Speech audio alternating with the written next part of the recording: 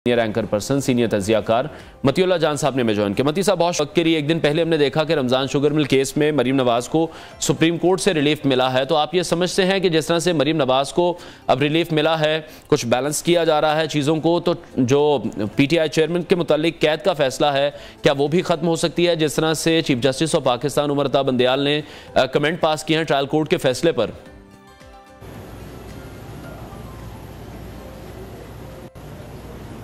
जी मती साहब, आप हमें सुन पा रहे हैं? देखें, खबर जहाँ तक मरीम नवाज़ को आप कह रहे हैं रिलीफ मिला है, वो रिलीफ नहीं था।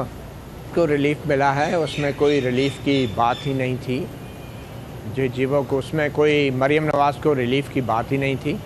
बुनियादी तौर पे ये तकरीबन 2-3 साल पुरानी एक नैब की अपील थी। ये उस दौर की अपील थी जब जस्टिस रिटायर्ड जावेद इकबाल साहब जो हैं वो चेयरमैन नैब थे।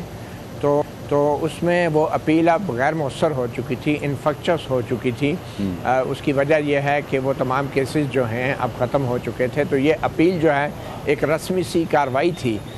जिसको सुप्रीम कोर्ट ने पूरा किया है। और इसके अंदर जो नैब का इदारा है जिसकी ये अपील दायर की गई थी, वो इदारा भी उसमें दिलचस्पी नहीं रखता था। तो उसमें सुप्रीम कोर्ट की तरफ से उस अपील को निपटाया जाना, ये कोई मरीम नवाज़ के लिए रिलीफ की बात एज सच नहीं थी। जहाँ तक इमरान खान को रिलीफ मिलने का ताल्लुक है, तो कुछ हैरानकुन बातें ज़रूर हुई हैं और काफ़ी हद तक मरीम नवाज़ और नवाज़ शरीफ का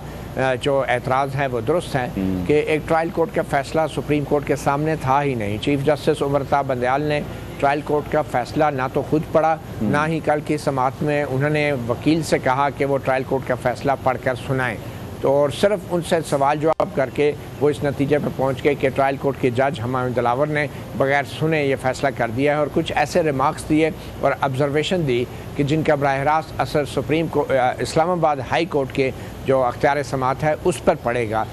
हाई कोर्ट जो है वो सुप्रीम कोर्ट की मातहत नहीं है, मगर इसके बावजूद भी जिस तरीके से इस्लामाबाद हाई कोर्ट को एक डेडलाइन दी गई है,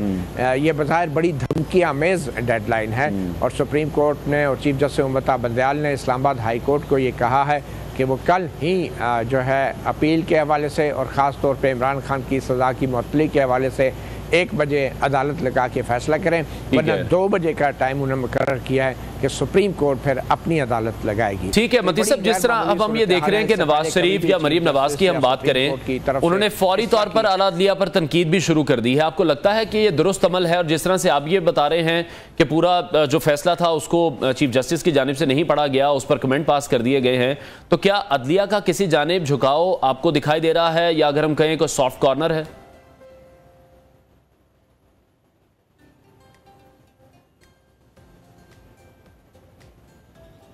देखें, डेफिनेटली जो सुप्रीम कोर्ट की कल की कार्रवाई है, बल्कि उससे पहले भी बहुत सारे मुकदमात में ये चीज़ एक वाज़ेह तौर पे नज़र आ रही है कि चीफ जस्टिस उमर अता बंदयाल और उनके हमख्याल कुछ मखसूस जजेस जो हैं वो अपना बेंच बना के बैठ जाते हैं और ज़्यादातर PTI के मुकदमात सुनते हैं। ये वही जजेस हज़रात हैं जिन्होंने एक हुक्म के ज़रिए जस्टिस काजी फायज़ ईसा पे पाबंदी लगाई थी कि वो इमरान खान के केसेस नहीं सुनेंगे। मगर इसके साथ ही सुप्रीम कोर्ट का कोई ऐसा फैसला नहीं है कि PTI के तमाम cases chief justice Umar Ata Bandial, justice Ejazul Ahsan और जस्टिस मुज़ाहिर अली अकबर नकवी सुनेंगे। मगर इसके बावजूद भी PTI के ये ज़्यादातर केसेस जो हैं यही मौजूद जजेस सुन रहे हैं। तो इसमें लगता है कि ये सॉफ्ट कॉर्नर मौजूद है। और फिर बहुत सी ऑडियो टेप्स भी आई थी, जिन मुबैना ऑडियो टेप्स में हम देख रहे थे कि चीफ जस्टिस उमर अता बंदयाल की जो सास साहिबा हैं वो गुफ्तगू फरमा रही हैं और उससे वाज़ेह हो रहा है कि वो PTI की एक सरगर्म रुकन है और PTI के जलसों में शरीक भी होती हैं। बल्कि उस ऑडियो लीक से ये भी वाज़ेह होता है कि जो चीफ जस्टिस उमर अता बंदयाल के अहल खाना हैं वो PTI के हवाले से और PTI के जलसों और इमरान खान के जलसों के हवाले से चीफ जस्टिस उमर अता बंदयाल बल्कि चंद दूसरे जजेस जिनमें जस्टिस मुनीब अख्तर भी शामिल हैं, उनसे जो है वो गुफ्तगू फरमाते रहे हैं। ठीक है मती साहब, जिस तरह नवाज शरीफ की जानिब से कल बात की गई कि चीफ जस्टिस इस तरह की बातें करके अपना करियर दाव पर लगा रहे हैं, ये नवाज शरीफ धमकी दे रहे हैं या कोई मशवरा दे रहे हैं?